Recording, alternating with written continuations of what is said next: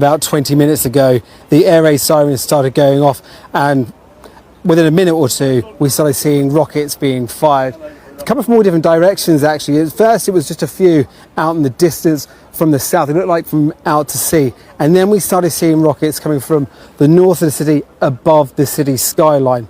Within a few minutes, the sky was pretty full. You could start hearing the puffs in the sky.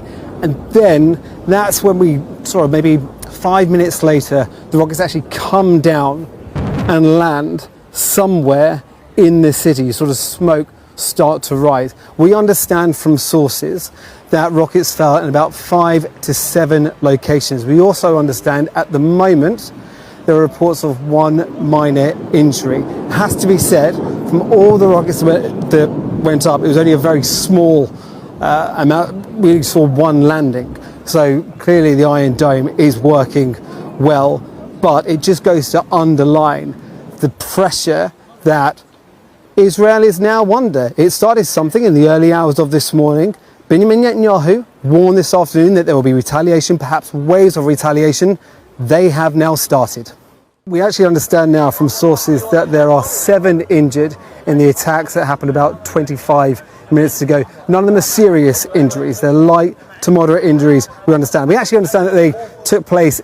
It's a city that's attached to Tel Aviv, just to the north of the city. So they're not coming down in Tel Aviv as yet. The Iron Dome is working very, very well at the moment. It's striking down all the rockets that have been coming this way. But we are expecting more and more coming over the next, well, in fact, I think we've just seen some rockets over the skyline just behind me there. Being fired out again, that's to the north of Tel Aviv, just going over the city. So they'll be going up now trying to intercept something that's coming in from Iran.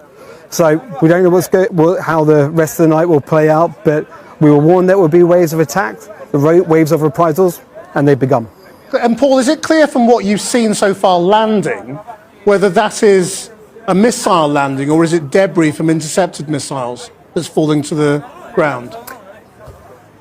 Look, it's impossible to tell from this distance. I mean, it's right across the Bay of Tel Aviv, the landing which we witnessed earlier on about half an hour ago. The only thing that we do know is that even from this distance, the smoke was significant, it was wide and it was high.